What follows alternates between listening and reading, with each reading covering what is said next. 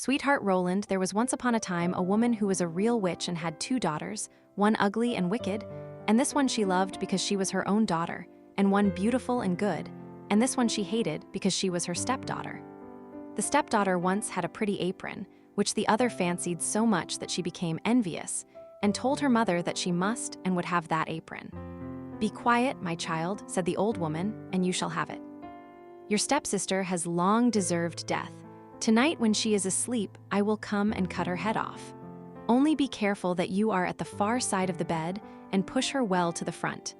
It would have been all over with the poor girl if she had not just then been standing in a corner and heard everything.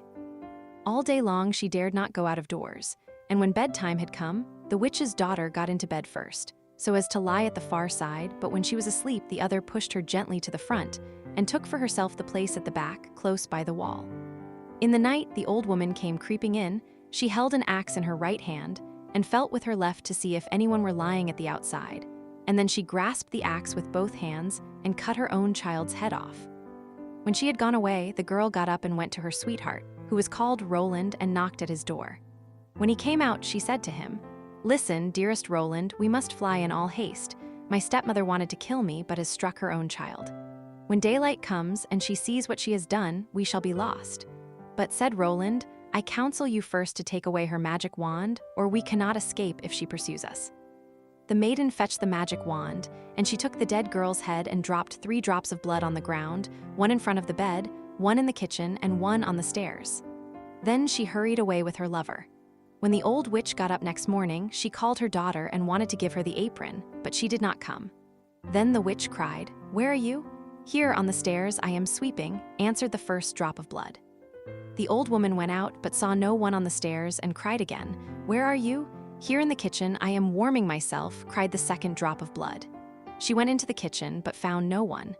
Then she cried again, "Where are you?" "Ah, here in the bed, I am sleeping," cried the third drop of blood. She went into the room to the bed. What did she see there? Her own child, whose head she had cut off, bathed in her blood. The witch fell into a passion, sprang to the window, and as she could look forth quite far into the world, she perceived her stepdaughter hurrying away with her sweetheart Roland. "That shall not help you," cried she. "Even if you have got a long way off, you shall still not escape me." She put on her many-league boots, in which she covered an hour's walk at every step, and it was not long before she overtook them.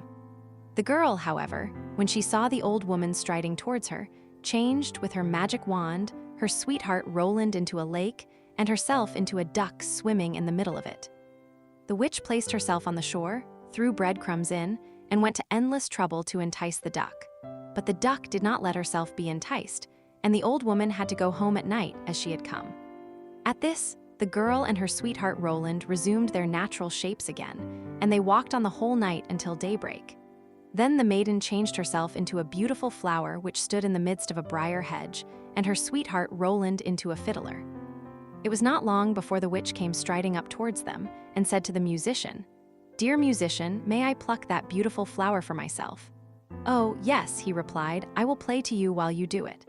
As she was hastily creeping into the hedge and was just going to pluck the flower, knowing perfectly well who the flower was, he began to play, and whether she would or not, she was forced to dance, for it was a magical dance. The faster he played, the more violent springs was she forced to make, and the thorns tore her clothes from her body and pricked her and wounded her till she bled, and as he did not stop, she had to dance till she lay dead on the ground. As they were now set free, Roland said, "Now I will go to my father and arrange for the wedding. Then in the meantime I will stay here and wait for you," said the girl, "and that no one may recognize me, I will change myself into a red stone landmark." Then Roland went away, and the girl stood like a red landmark in the field and waited for her beloved. But when Roland got home, he fell into the snares of another, who so fascinated him that he forgot the maiden. The poor girl remained there a long time, but at length, as he did not return at all, she was sad and changed herself into a flower and thought, "Someone will surely come this way and trample me down." It befell, however, that a shepherd kept his sheep in the field and saw the flower, and as it was so pretty, plucked it, took it with him, and laid it away in his chest. From that time forth, strange things happened in the shepherd's house. When he arose in the morning, all the work was already done, the room was swept, the table and benches cleaned, the fire in the hearth was lighted, and the water was fetched, and at noon, when he came home, the table was laid, and a good dinner served. He could not conceive how this came to pass, for he never saw a human being in his house, and no one could have concealed himself in it. He was certainly pleased with this good attendance, but still at last he was so afraid that he went to a wise woman and asked for her advice. The wise woman said, "There is some enchantment behind it. Listen very early some morning if anything is moving in the room, and if you see anything, no matter what it is, throw a white cloth over it, and then the magic will be stopped." The shepherd did as she bade him, and next morning just as day dawned, he saw the chest open and the flower come out. Swiftly he sprang towards it and threw a white cloth over it. Instantly the transformation came to an end, and a beautiful girl stood before him, who admitted to him that she had been the flower, and that up to this time she had attended to his housekeeping. She told him her story, and as she pleased him, he asked her if she would marry him, but she answered, no, for she wanted to remain faithful to her sweetheart Roland, although he had deserted her. Nevertheless, she promised not to go away, but to continue keeping house for the shepherd.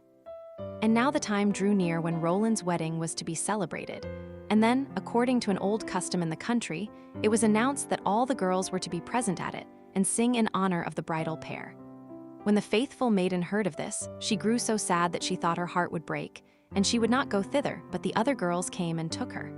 When it came to her turn to sing, she stepped back, until at last she was the only one left, and then she could not refuse.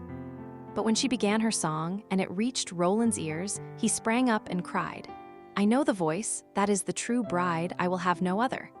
Everything he had forgotten, and which had vanished from his mind, had suddenly come home again to his heart. Then the faithful maiden held her wedding with her sweetheart Roland, and grief came to an end and joy began.